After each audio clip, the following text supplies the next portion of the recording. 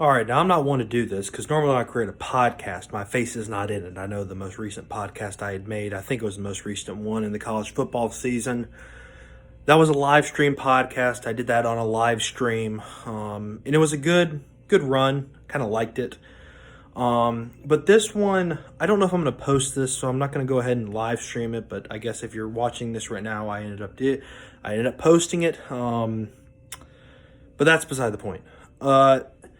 And just a quick disclaimer. This is for those of you who are watching this, okay? I'm talking to real Clemson basketball fans, of which I am one. We're not talking about football fans who just know there's a basketball team. Actual basketball fans who would still watch the basketball if the football team wasn't around. Because I would. I love Clemson basketball.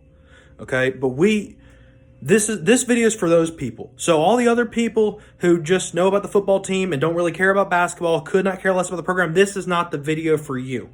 And that's okay. It doesn't have to be the video for you. Not every video you watch on YouTube is going to be the one specifically made for you. But this is for the real fans out there who understand the pain and suffering that we all feel collectively.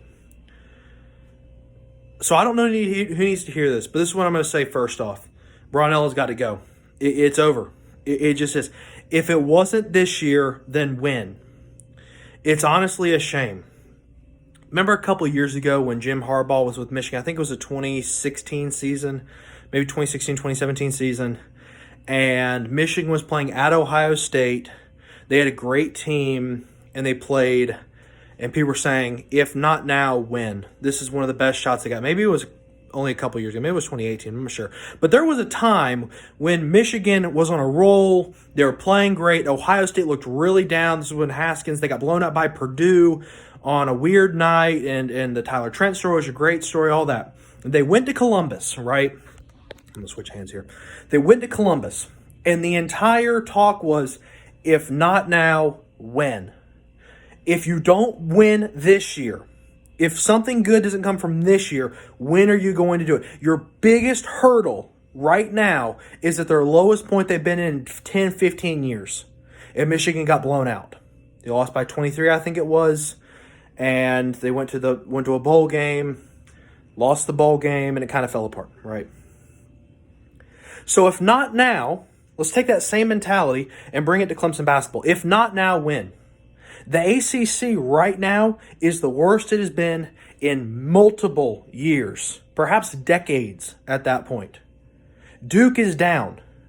Even though they won today, that still doesn't change the fact. Duke is down. Virginia's normal. Florida State's normal. Carolina is getting to normal, but they were down for quite a bit of time. Okay? The traditional powerhouses in college basketball are not having great years this year. Kentucky's not having a great year. Kansas has quite a few blowout losses. Carolina is getting in stride, but for a while, the Tar Heels were not moving very fast, not moving very well. And Duke has been on and off, to say the least, for a while now. So if not now, when? You know, when we start the season, 9-1 with some good wins, hard-fought wins, great defense, they play well, and then obviously we're supposed to go to Chapel Hill to play North Carolina. That game gets postponed due to COVID, and since that COVID break, it has not been the same team. It just hasn't been. And that right there, that thing right there, and I know COVID is difficult. I understand that, and I'm sure it's way more difficult on the players than we could ever imagine. But this is a veteran team. This is a veteran team, to be honest with you. This is a team that was built to win this year. Sims being a senior. Trapp being an upperclassman. Maybe he is a senior. Dawes having a year under his belt. Newman having another year under his belt. Nick Honor being a transfer who had to sit out last year that can play this year. This was the year to win. No, not win big. Of course not win a bunch. Maybe not beat either Duke or Carolina. But this was the year to make a little bit of noise in the ACC tournament, to make perhaps a small run into the NCAA tournament. And now we look at it on a Saturday afternoon, and the tournament hopes are in serious jeopardy, people. You can't have 4 losses by blowout margins and be a decent team. You just can't. We were already an 8 seed. That's probably going to go down now. And with if history keeps itself up, which again this year it probably won't because ACC is down more this year than it has in almost any year in prior for quite some time, the 8th best seed in the ACC may not make it into the tournament. In history, that has been the case, but this year that may not happen, just with the way the ACC is stacked. It's very top-heavy this year. So if not now, when? Had a perfect start to the season, had the COVID thing that hit the team, couldn't practice for a week. The coaching was awful. That is 100% on the coaches. They couldn't get the players back focused. And now you're looking at a team that's had multiple blowout losses, is doing some serious soul-searching right now, and is obviously not prepared to play in any way, shape, or form. So what has to happen? We've been looking at it. We've been looking at Clemson basketball for the past couple years. I mean, I'm talking about the true Clemson fans that watch almost all the games they can.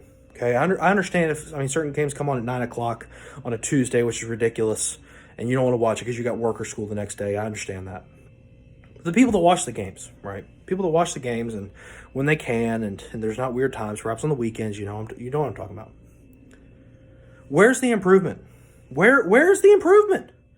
Over Brownell's entire tenure at Clemson, where was the improvement? Honestly. Sure, we struck gold in 2017 with the Sweet 16 run. Sure, that was great. But where's the improvement after that? We haven't made the tournament since. What do we have to do, people? We got to realize where we're at right now with the program. The trajectory of the program right now is 0.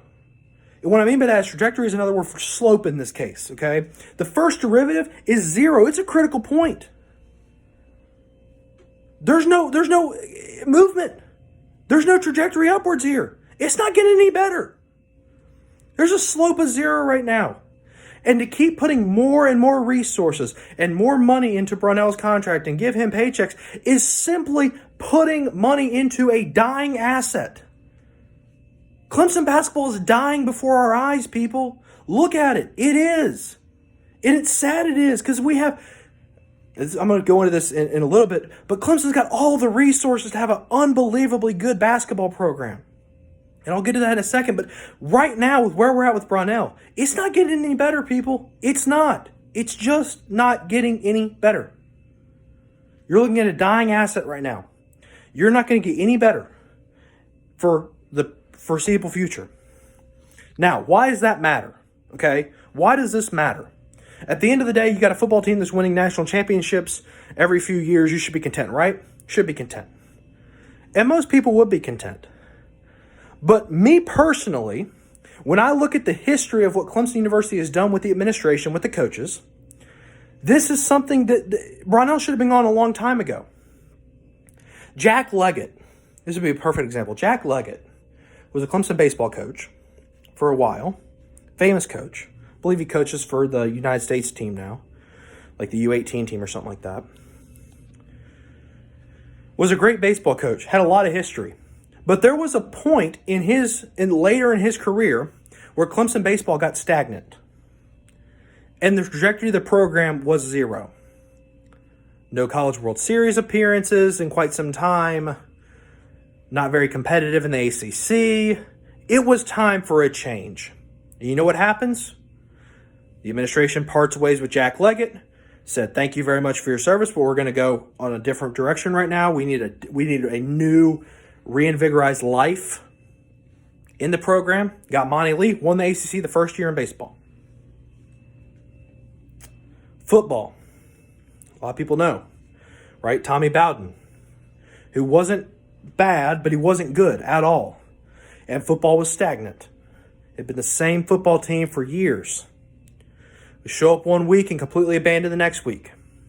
The administration didn't like that. So you know what they did? They went out. Actually went in, was inside the program, and brought up Dabo. And a visionary, a guy who was going to change the program, flip the program upside down, do stuff his way, create it the way he wanted to, and you see where football's at now. Why can't we have the same with basketball? Folks, Littlejohn Coliseum has a brand new renovation. There's an eager fan base right now begging for watchable basketball. A watchable product to be put on the floor night in and night out. I can't stress enough, there is a fan base willing to watch basketball. People think that all these fans just care about football. Some of them, that's all they do care about. But I can promise you, there is a large subsect of fans who care about basketball and will go to games. Look in 2009.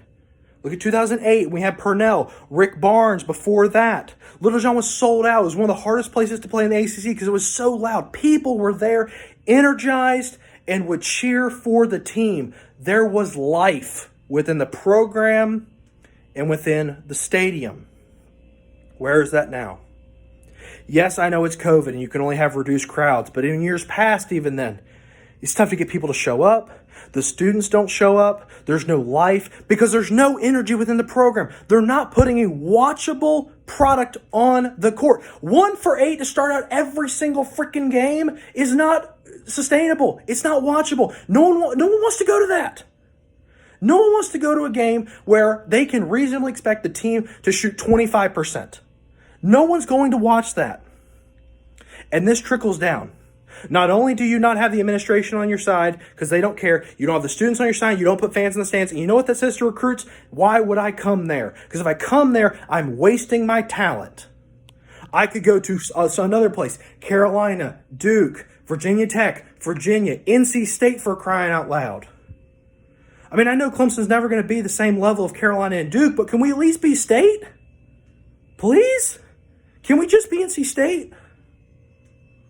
NC State's the subordinate school in the triangle. UNC and Duke will always reign supreme over the Wolfpack. But we can be that in the state of South Carolina where the main competition is the University of South Carolina. And Clemson dominates the upstate in terms of popularity. Of course, there's a line right there through about the Midlands where it kind of changes into South Carolina. But the majority of the upstate is Clemson fans. That's what people know.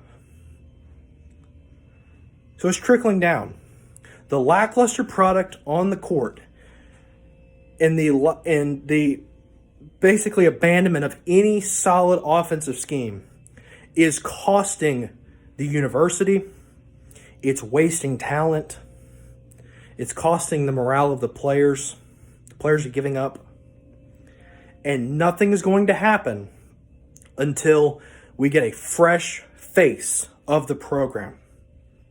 You know, Brownell is, I'm not going to say he sucks, because he doesn't. But he's going to get you to mediocrity, and he's going to keep you at mediocrity. And that's the problem. If nothing else, and I've said this so many times in the past, and I'll reiterate it again. If nothing else, Clemson basketball needs a new face. I said the same thing after Braxton Beverly hit the game-winning shot over Clemson, where NC State scored like 8 points in the last 10 seconds or something like that. It was something ridiculous. Came back and won the game on a game-winning 3. I said, the deal is this. Clemson basketball needs a new face. There's a brand new renovation of Littlejohn Coliseum. There's been more popularity around the university than there maybe has been in any year prior in history of the university. People are watching or want to watch the games because, again, there's a newfound life in other sports such as softball, baseball, football, obviously.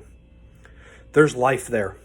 People are eager for basketball, but we're wasting a grand opportunity to completely change the basketball program by sticking with a guy who is leading us to nothing but mediocrity. And we have to realize this. This is what's coming. Nothing more is coming out of this until we change from Brownell. Nothing more is coming out of it. It's just not. I'm sure he's not a bad person.